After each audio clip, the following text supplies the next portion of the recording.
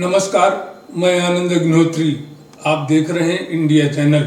अयोध्या में हनुमानगढ़ी के मुख्य पुजारी महंत राजू दास ने कहा है कि यदि मोदी और सीएम योगी न होते तो राम मंदिर का निर्माण कभी संभव न हो पाता।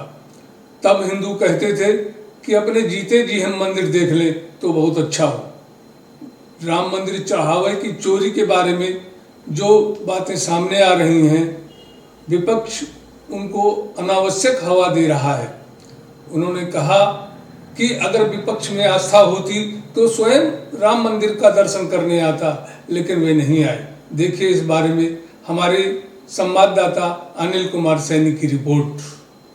कहा जाता था कि मंदिर को लेकर स्टोरी हुई है, पूरे काफ़ी जो है विपक्ष में भी मौजूदा हाल में सरकार में भी कहीं ना कहीं अफरा तफरी का माहौल बना हुआ है। आज से कटे जो है जान भी बैठना थी तो नहीं हो पाई। कैसे देखते हैं आप, वहाँ के बहुत करीब जो है रहे हैं वहाँ पर? पहले तो मैं आपका आभार व्यक्त करता हूँ, आपने बहुत महत्वपूर्ण विषय पे हमको घेरा, इसलिए थैंक यू, धन्यवाद, आभार।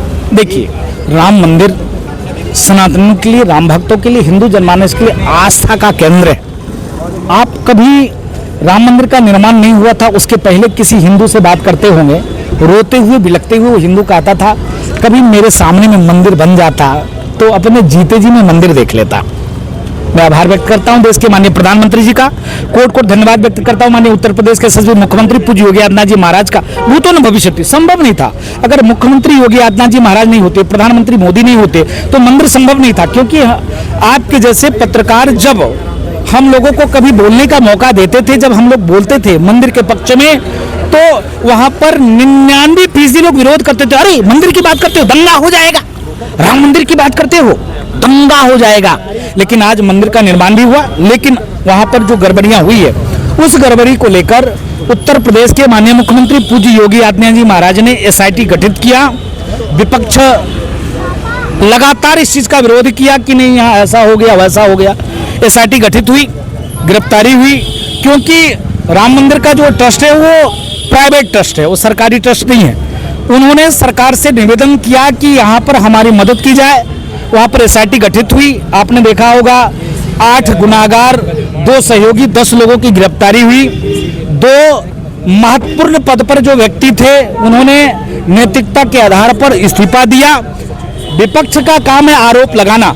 विपक्ष आस्था विहीन है। विपक्ष के पास अगर आस्था होती तो राम मंदिर का दर्शन करता। विपक्ष के पास आस्था होती तो राम मंदिर के लिए वो कुछ न कुछ योगदान करता। विपक्ष के पास आस्था होती तो बाबरी मस्जिद की पैरोकारी नहीं करती। विपक्ष के पास आस्था होती तो ये नहीं कहता कि मेरे नानी को बहुत तकलीफ हो रही थी। विपक्ष के पास आस्था होता तो काला टेंट और तिरपाल पहनकर राष्ट्रपति के पास छाती पीटकर मातम नहीं मनाता। आज राम मंदिर बना। अयोध्या में भीड़ को देखकर विपक्ष हताश और निराश हो गया कि हिंदू जनमानस जातिवाद से हटकर एक होकर एक मंच पे आ गया। अयोध्या में इतनी अपार मात्रा में जन सैलाब जो उमड़ा, उस जन सैलाब से विपक्ष हताश और निराश हो गया। तब चंदा चंदा चंदा चंदा चंदा शुरू हो गया। मैं आज एक टीवी चैनल डिबेट में वरिष्ठ नेता समाजवादी पार्टी के बैठे थे, वरिष्ठ नेता कांग्रेस के अजय राय जी बैठे थे। मैंने उंगली उठाकर बोला कि 2 महापुरुष यहाँ बैठे हैं, 2 महापुरुष के समर्थक बैठे हैं। मैं कहा कि कृष्ण लला हम आएंगे, माखन मिश्री खाएंगे, गोली डंडे खाएंगे, मंदिर भव्य बनाएंगे। मेरे साथ कौन कौन? एक व्यक्ति का हाथ नहीं उठा। अगर आस्थावान होता सब व्यक्ति हाथ उठाता।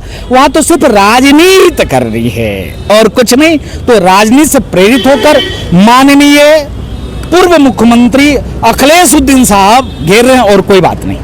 सनातन धर्म कहीं ना कहीं जो है एक आस्था जो है कहीं ठेस पहुंची है। मैं तो मानता हूं, मैं तो शुरू से ही कह रहा हूं।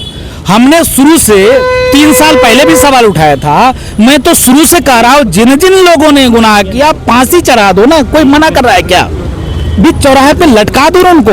कोई मना कर रहा है क्या? हम लोग ये थोड़ी नहीं करें कि उसको बचाना है। उसको रिकवरी करो, इनकाउंटर करो, बुलडोजर चलाओ, घरों को गिरा दो, ये मांग कर रहे हैं। लेकिन इसका मतलब ये नहीं कि तुम साधु संतों को गाली दोगे। इसका मतलब ये नहीं कि तुम पंडित पुजारी को गाली दोगे। इसका मतलब ये नहीं कि तुम कमेंट करो राम है नहीं है।